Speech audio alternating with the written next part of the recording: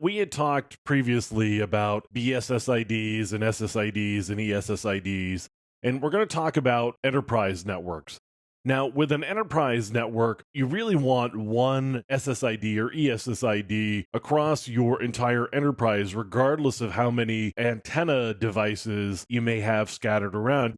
You want all of those wireless access points to feed back into the same wireless network. So, what you end up with is a lot of different BSSIDs to relate to the same SSID.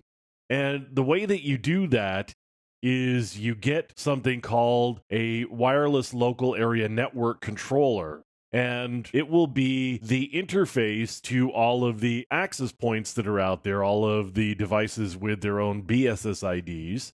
And you will use this device to actually control all access points within your network. And you're going to probably have, again, depending on the size of the building, you could have a handful, you could have dozens, you might have hundreds potentially.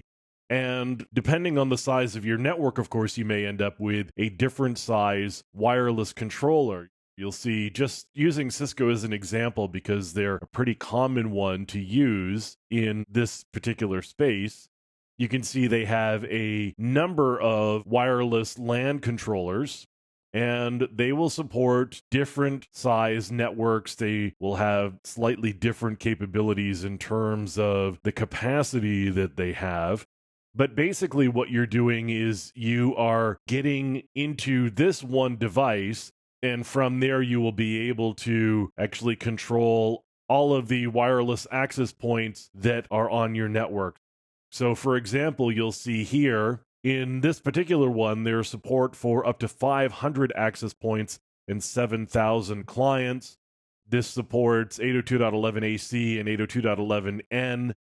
Now, this is the Cisco 5500 series. And if we go back, you'll commonly see that in this particular line, you'll end up with higher numbers that actually have more capability. So the higher the number for the model, the more capability you generally have. That's not always the case, but it's generally the case. Sometimes the numbers have slightly different meanings. So again, here's a good example.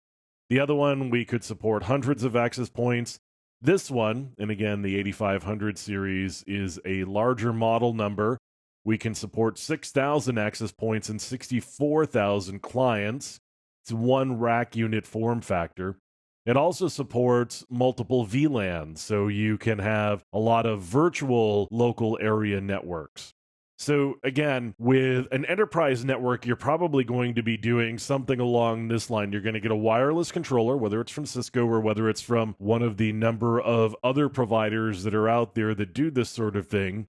You're going to have this one controller that actually manages all of your access points that are out in the network. And those are the devices that you stick on the ceiling. You'd put them wherever makes the most sense so that you get the most coverage. And each of those access points is going to have a different BSSID that's going to relate to this single ESSID or whatever name you've actually given to your wireless network.